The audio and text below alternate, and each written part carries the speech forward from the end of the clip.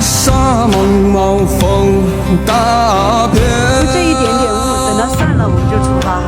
今朝低头就连绵，月儿空照千里秋，抬头仰望北飞雁，黄河远上白云间，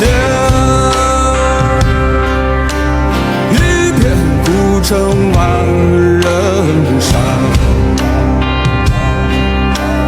江堤何须远洋流，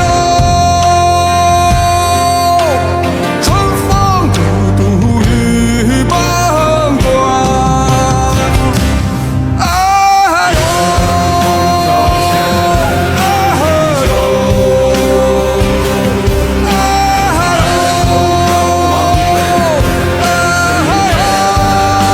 装不下的，我们等会回来爷爷们。听不见了，听不到。装不下了哟！赶走他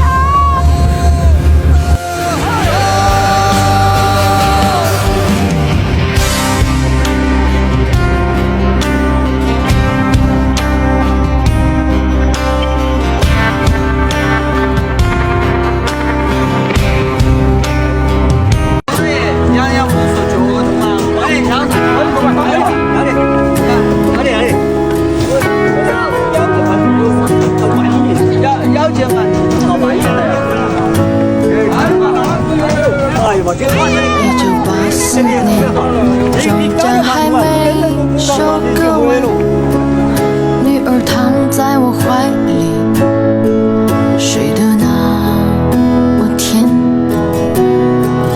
今晚的露天电影没时间去看，妻子提醒我修修缝纫机的踏板。明天我要去邻居家再见，眼前孩子哭了一整天呐，闹着要吃饼干。这是我父亲日记里的文字，这是他的青春留下来的散文诗。几十年后，我看着泪流不止，可我的父亲已经老得像一个影子。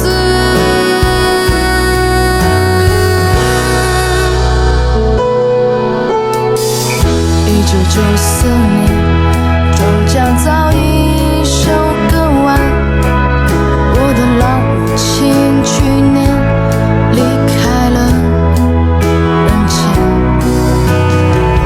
女儿扎着马尾辫跑进了校园，可是她最近有点孤单，瘦了一大圈。想一想未来，我老成了一堆旧纸钱，那时的女儿一定会美得很惊艳。有个爱她的男人要娶她回家。